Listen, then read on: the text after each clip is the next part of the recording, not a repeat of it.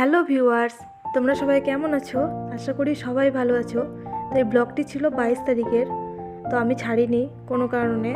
তো দেখো, আমরা সেদিন দিদির বাড়ি থেকে বাড়ি আসছিলাম, আর আমার ছেলে তো খুব কান্না করছিল, কারণ ওর মন খারাপ, ও মানির বাড়িতেই থাকবে, বাড়িতে গেলে তো একটু পড়তে হবে। তো আমরা চলে গেছিলাম বিশাল বাজারে, বালুরঘাটে এসে। তো তোমাদের দাদাভাইয়ের একটা জ্যাকেট কেনার ছিল, এই কারণে আমরা বিশাল বাজারে ঢুকেছিলাম। তো ওর বিশাল বাজারটা একটু ঘুরে দেখালাম। এরপর আমরা দোতলায় উঠে গেলাম, কারণ জ্যাকেটটি দোতলায় ছিল।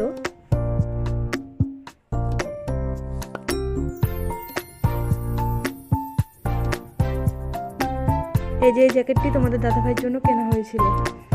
তারপর আমরা ওখান থেকে আমার মামার ফ্ল্যাটে গিয়েছিলাম। এই যে এটা আমার মামার ফ্ল্যাট, যেখানে আমার মামি বোন এরা থাকে। মামি একটি সুন্দর চারা বাগান লাগিয়েছিল ব্যালকনিতে, ফুলের চারা গাছ, খুব সুন্দর লাগছিল দেখতে। তো আমি এটা একটু ভিডিও করে নিয়েছিলাম। তারপর ওখানে কিছুক্ষণ থেকে আমরা বাড়ির উদ্দেশ্যে রওনা দিয়েছিলাম। আমরা বাড়ি ট্রেনে করে ফিরবার জন্য বালুরঘাট স্টেশনের দিকে রওনা দিয়েছিলাম।